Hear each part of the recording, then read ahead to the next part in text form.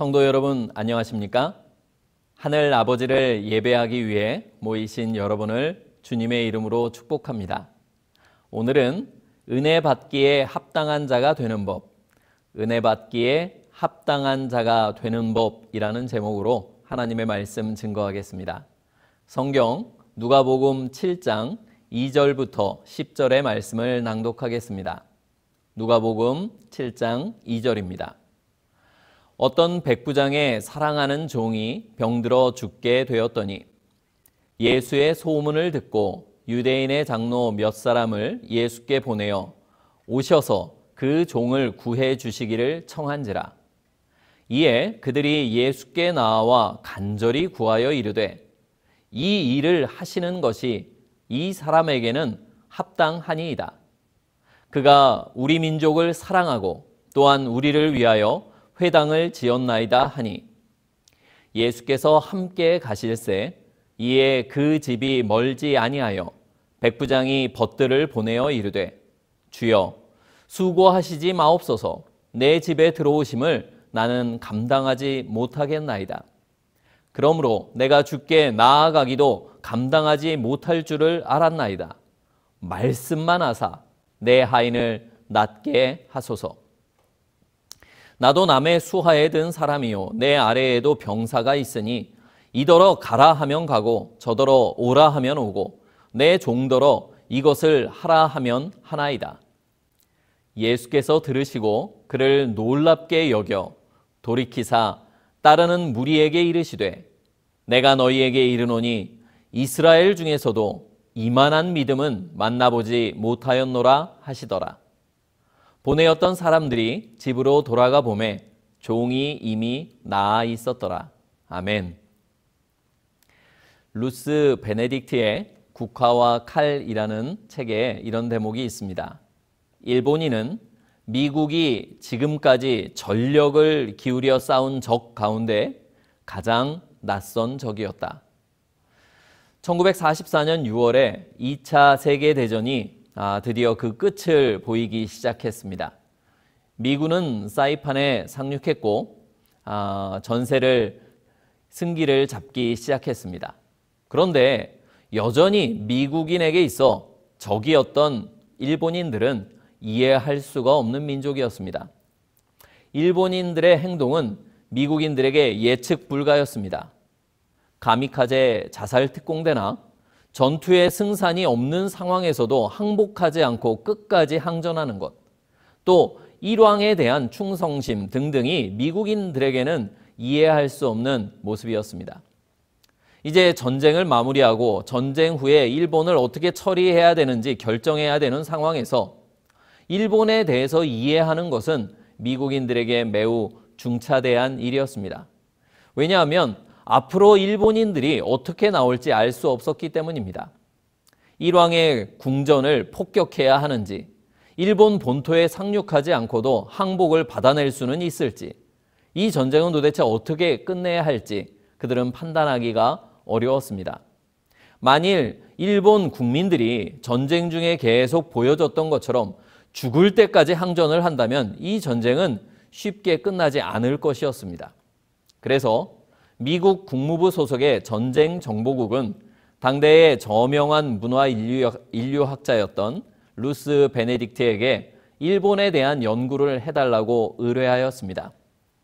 그 연구의 결과로 1946년에 나온 책이 일본에 대한 연구서 중에 가장 유명한 고전이 된 국화와 칼이라는 책입니다. 이 책은 미국이 종전 후에 패전국이었던 일본을 군정 통치할 때에 큰 영향을 미쳤습니다. 이 책은 당시 일본인들의 가치관과 민족성을 매우 정확하게 보여줬다는 평가를 받고 있습니다. 그런데 놀라운 것은 이 저자인 루스 베네딕트는 한 번도 일본에 가본 적이 없다는 사실입니다. 문화 인류학의 이 연구의 가장 기본이 현지 조사인데 루스 베네딕트는 일본에 가본 적이 없었습니다. 그럴 수밖에 없었던 것이 이 연구를 시작했을 때에 미국과 일본이 전쟁 중이었습니다. 갈 수가 없는 상황이었죠. 그래서 루스 베네딕트는 도서관의 자료와 미국 내에 살고 있던 재미 일본인들, 그리고 일본에 거주한 경험이 있었던 사람들을 인터뷰하여서 일본을 연구하였습니다. 그렇지만 그의 보고서는 매우 날카롭게 당대의 일본인의 민족성을 분석하고 있습니다. 직접 일본에 살았던 사람들보다, 심지어는 일본인들 자신보다 더 정확하게 일본인의 민족성을 분석하였다라고 말합니다. 그래서 1948년에 이 책이 처음으로 일본에서 번역 출판되었을 때 엄청난 베스트셀러가 되었습니다. 물론 지금까지도 200만 부 이상 팔린 일본인들에게 꾸준히 읽혀지는 책 중에 하나입니다. 오늘 본문에는 예수님을 만나본 적이 없었던 한 이방인 백부장이 등장합니다. 백부장이란 병사 100명가량으로 구성된 로마군의 백인대를 통솔하던 지휘관이었습니다. 물론 그는 유대인이 아니었습니다. 그런데 그가 데리고 있던 종이 병에 걸렸습니다. 이 기사는 마태복음 8장에도 또한 기록되어 있는데요. 마태는 그 종이 중풍병에 걸렸다라고 설명합니다. 그리고 매우 괴로워하였다라고 말합니다. 이 중풍병은 오늘날의 중풍병과 동일한 병은 아니라고 생각이 됩니다. 왜냐하면 중풍병에 통증이 동반되지 않기 때문이죠. 하지만 여기에 나온 이 병은 마비 증세가 왔고 매우 심한 통증이 동반되었습니다. 의사였던 누가는 누가복음 7장 2절에서 이 병으로 인해서 이 종이 거의 죽게 되었던 상태라고 기록하고 있습니다. 이 백부장은 예수님을 익히 알고 있었습니다. 어떻게 알았을까요? 누가복음 7장 3절은 그가 예수님의 소문을 들었다라고 말하고 있습니다. 그는 예수님을 만난 적도 본 적도 없었습니다. 그래서 이 백부장은 친분이 있던 유대인의 장로들에게 예수님께 자신의 사정을 좀 고해달라고 부탁을 합니다. 왜냐하면 자신은 이방인이었기 때문입니다. 예수님께서 장로들의 부탁을 듣고 그 종을 고쳐주기 위해서 백부장의 집으로 가십니다. 그러자 백부장은 다시 한번 자신의 친구들을 예수님께 보내서 그저 말씀만 해달라고 이야기합니다. 그리고 마태복음 8장의 기록을 비교해 보면 예수님께서 그럼에도 불구하고 계속 그의 집으로 가까이 다가오실 때에 이 백부장이 결국에는 마지막으로 직접 나와서 예수님을 만난 것으로 보입니다. 그는 그때 처음으로 예수님을 만났습니다. 그 전까지는 그는 예수님을 만난 적이 없었습니다. 그저 예수님의 소문만을 들었습니다. 그런데 그는 예수님의 소문만으로 예수님에 대해서 어떤 유대인들보다도 더 정확하게 이해하고 있었습니다. 그는 이방인이었고 예수님을 본 적도 만난 적도 없던 사람이었습니다. 그는 예수님의 기적을 경험한 적도 없던 사람이었습니다. 예수님의 설교를 직접 들은 적도 없었습니다. 그러나 그의 믿음은 유대인들보다 더 컸고 예수님에 대한 그의 지식은 제자들보다 더 깊었습니다. 요한복음 20장 29절에서 예수님께서는 복된 자들에 대해서 이렇게 말합니다. 예수께서 이르시되 너는 나를 본고로 믿느냐? 보지 못하고 믿는 자들은 복되도다 하시니라. 보지 않고 믿는 자가 복된 것입니다. 이 백부장처럼 우리도 예수님을 보지 못했습니다. 우리는 그저 예수님의 소문을 전해 들은 사람에게 또 전해 들은 사람에게 또 전해 들은 사람에게 전해 들었어요. 얼마나 많은 단계를 거쳤는지 다 헤아릴 수 없을 정도입니다. 그러나 예수님을 믿을 수 있습니까? 아멘. 그렇습니다. 우리는 예수 그리스도를 믿습니다. 보지 못하고도 믿는 자들은 복되다라고 우리 주님께서 말씀하셨습니다. 그러므로 예수 그리스도를 듣고 믿는 우리들은 복될 것입니다. 이 백부장은 예수님의 소문만 듣고도 믿었습니다. 어떻게 이런 일이 가능한가? 하나님이 믿음의 법칙을 그렇게 정해 놓으셨기 때문에 그렇습니다. 베드로전서 1장 23절은 이렇게 기록하고 있습니다. 너희가 거듭난 것은 썩어질 씨로 된 것이 아니요 썩지 아니할 씨로 된 것이니 살아있고 항상 있는 하나님의 말씀으로 되었느니라. 거듭남이 무엇으로 이루어집니까? 하나님의 말씀으로 됩니다. 하나님의 말씀을 들음으로 거듭남이 일어납니다. 하나님의 말씀을 듣는 것으로서 거듭남을 경험하게 되는 것입니다. 보는 것으로가 아닌 말씀을 듣는 것으로 거듭나는 것입니다. 로마서 10장 17절은 이렇게 기록합니다. 그러므로 믿음은 들음에서 나며 들음은 그리스도의 말씀으로 말미암았느니라. 믿음은 어디에서 나옵니까? 그리스도의 말씀을 들음으로 생깁니다. 경험함으로 생기는 것이 아니라 듣는 것으로 믿음이 생기는 것입니다. 이것이 하나님께서 정하신 믿음의 법칙입니다. 믿음은 들음에서 납니다. 기적을 경험하는 것으로 믿음이 생기는 것이 아니라 듣는 것으로 믿음이 생기는 것입니다. 예수님을 직접 보는 것으로 거듭남을 경험하는 것이 아니라 말씀을 들음으로써 거듭나고 말씀을 들음으로써 믿음이 생기는 것입니다. 이것이 하나님께서 정하신 법칙입니다. 배고픔은 음식으로 해소될 수 있습니다. 목마름은 생수를 마심으로써 해결될 수 있습니다. 왜 그렇습니까? 창조주이신 하나님께서 그렇게 정하신 것입니다. 창조주이신 하나님께서, 믿음의 주인이신 하나님께서 믿음에 대해서는 어떻게 법칙을 세우셨는가? 말씀을 들음으로써 생기도록 정하셨습니다. 믿음이 생기길 원한다면 하나님의 말씀을 들으면 되는 것입니다. 믿음이 더욱 굳건해지길 원한다면 하나님의 말씀은 들으면 되는 것입니다. 예수님의 소문을 듣고 믿음을 키웠던 백부장은 말씀에 대한 전적인 믿음을 가집니다.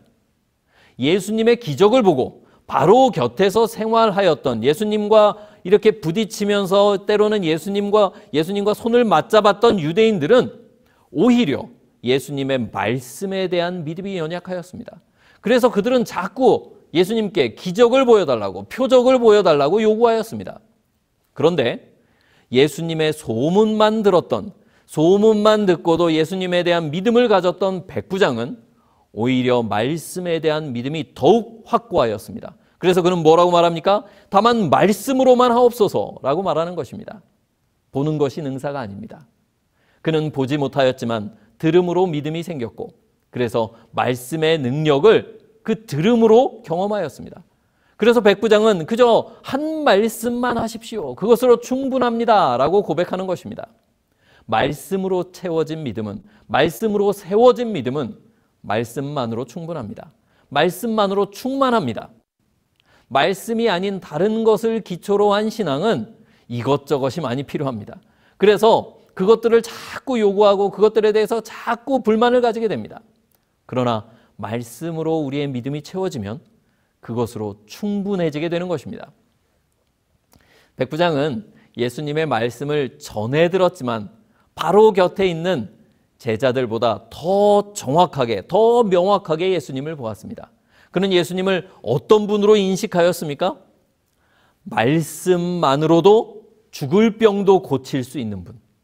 말씀만 하시면 병이 그 말씀에 복종하는 그런 권세를 가진 분으로 인식하였습니다. 유대인들이 예수님을 그저 신기한 기적을 행하는 사람 또는 좀 훌륭한 교사, 대단한 선지자 정도로 인식한 것과는 차원이 다른 믿음을 백부장은 갖고 있었습니다. 우리도 말씀을 통해서 더욱 분명하게 예수님을 볼 수 있습니다.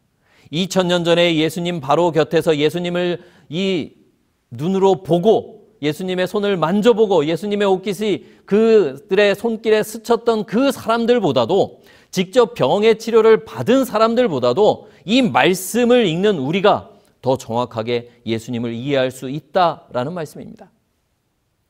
이 백부장은 말씀을 통해서 예수님을 정확히 보았을 뿐만 아니라 자기 자신도 정확히 보게 되었습니다.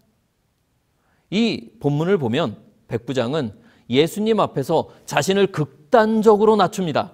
이거 좀 심하지 않아? 라고 생각이 들 정도로 자신을 낮춥니다. 예수님이 자기 집에 들어오는 것을 이렇게까지 부담스러워한 사람은 없었습니다. 여러분은 어떠시겠습니까? 예수님이 오늘 우리 집을 방문한다면 그저 좋아하겠지만 예수님이 오시는 것을 부담스러워하고 어떻게 이렇게 누추한 집에 절대 들어오실 수 없습니다 라고 만류할 사람이 몇 명이나 있을까요? 그러나 백부장은 예수님을 그렇게 인식하고 있었습니다. 백부장은 예수님을 정말 천지를 주관하는 하나님으로서 받아들이고 있었어요. 그리고 자기 자신의 비천함을 누구보다도 명확하게 인식하고 있었습니다. 우리 안에 하나님의 말씀이 들어오게 되면 우리는 우리 자신을 더 정확히 보게 됩니다. 우리는 티끌일 뿐입니다. 흙으로 만들어진 존재들이에요. 흙덩어리에 지나지 않는 것입니다. 만일 우리가 좀 교만하고 내가 좀 잘났지, 내가 좀 자랑할 게 있지, 난 좀 괜찮은 사람이지 라고 생각하고 있다면 말씀이 내 안에 들어오지 않아서 그런 것입니다. 좀 좋은 옷을 입고 좋은 차 탄다고, 좀 집에 뭐 좋은 물건이 있다고 달라지지 않습니다. 우리는 그저 흙덩어리일 뿐인 것입니다. 말씀이 들어올 때 우리는 그런 우리 자신을 더 정확하게 이해하게 될 것입니다. 사실 이 백부장은 정말 괜찮은 사람으로 보입니다. 누가복음 7장 2절은 병든 종을 뭐라고 소개하냐 하면 백부장의 사랑하는 종이다라고 표현하고 있습니다. 이 다른 번역으로 보면 소중한 종이에요. 근데 여기서 종이라고 번역된 이 둘로스라는 단어는 당시에 가장 낮은 계층을 가리키는 말이었습니다. 하인들보다도 더 낮은 최하층민이었어요. 주인의 그저 물건으로 간주되었습니다. 소중한 둘로스, 사랑하는 둘로스라는 말은 이 전혀 어울리지 않는 어색한 표현이었습니다. 그런데 이 백부장은 그 둘로스를, 그 종을 아끼는 사람이었습니다. 가장 낮은 물건과 같이 취급받는 종까지도 아낄 줄 아는 사람이었어요. 5절을 보면 이 백부장은 또한 유대인들을 사랑하였습니다. 유대인들을 위해 회당을 지어주기도 하였습니다. 우리가 잘 아는 대로 유대인들은 민족적인 편견이 매우 강했습니다. 그들은 이방인들을 보면 알레르기 반응을 일으켰어요. 그런데 그러한 유대인의 장로들조차 이 백부장을 마음에 들어 했습니다. 그 장로들이 이 백부장을 위해서 열심히 예수님께 부탁을 하고 있어요. 그 편견 많은 유대인의 장로들이 그들이 벌레처럼 여기던 이 이방인 백부장의 부탁을 받고 그들이 좀 못마땅하게 여기고 싫어하던 사실은 예수님에게 와서 부탁을 하고 있어요. 이 백부장이 그 유대인들에게 어떤 감화를 끼쳤는지를 알 수 있는 대목입니다. 이 유대인의 장로들은 그저 대충 예수님께 그냥 말을 전한 것이 아니었습니다. 좀 가서 고쳐주시죠. 이렇게 그냥 건성으로 말한 것이 아니었어요. 유대인의 장로들이 예수님께 어떻게 부탁하였냐면 4절에 보면 간절히 구하였다라고 되어 있습니다. 이 4절에 구하여라는 단어는 3절에 백부장이 말한 청하다라는 말보다 훨씬 더 간곡한 표현입니다. 백부장의 요청보다 이 장로들이 더 간절하게 예수님께 구하고 있었습니다. 이방인을 위해. 그것도 그 이방인 백부장도 아니고 그 백부장의 종을 위해 유대인의 장로들이 친하지도 않은 예수님께 와서 간절히 구하고 있는 것입니다. 이 모든 상황은 이 백부장이 어떤 사람인가라는 것에 대해서 우리에게 많은 이야기를 해줍니다. 백부장은 그는 정말로 괜찮은 사람이었습니다. 그는 종도 사랑하고 그 지배를 받는 유대 민족도 사랑할 줄 아는 사람이었습니다. 사랑이 많은 사람이었어요. 그가 나와서 예수님께 부탁하는 자세를 보면 그는 매우 예모 있고 예절이 반듯한 사람이었습니다. 유대인의 관습을 존중하는 그의 모습을 보면 편견이 없는 사람이었어요. 그 전혀 자신과 상관없는 사람들을 위해서 회당을 지어줄 만큼 자비를 베풀 줄 아는 사람이었습니다. 피지배민족도 무시하지 않는 겸손한 사람이었습니다. 심지어 사회적 지위가 자신보다 훨씬 낮은 예수님께 자신을 극단적으로 낮출 줄 아는 주여라고 부를 수 있는 정말 겸손한 마음의 소유자였습니다. 그래서 자신을 적으로 여기던 사람들까지도 매혹시키는 주변 사람들을 마음을 사로잡는 그런 매력적인 사람이었습니다. 그런 사람이었기 때문에 이 유대인의 장로들은 이 사람의 요청을 들어주는 것이 합당합니다라고 예수님께 말합니다. 이 사람이라면 합당합니다. 뭐 다른 백부장이나 다른 로마인들은 모르지만 이 백부장이라면 정말 해줄만 합니다. 그렇지 않겠습니까? 여러분이라도 저라도 이런 사람이라면 부탁을 막 들어주고 싶습니다. 뭐 부탁한 것보다 더 해주고 싶은 그런 마음이 드는 사람입니다. 이 백부장이 이렇게 너무나 괜찮은 사람이었기 때문에 예수님께서는 이 백부장의 요청을 들어주셨습니다. 맞습니까? 아니요. 그렇지 않습니다. 절대로 그렇지 않습니다. 이 백부장이 괜찮은 사람이어서, 매력적인 사람이어서, 선을 많이 행했던 사람이어서 예수님께서 이 백부장의 부탁을 들어주신 것이 아닙니다. 그러면 왜 예수님께서는 이 백부장의 부탁을 들어주셨을까요? 이 백부장의 믿음이 좋아서였습니까? 아니요, 그것도 아닙니다.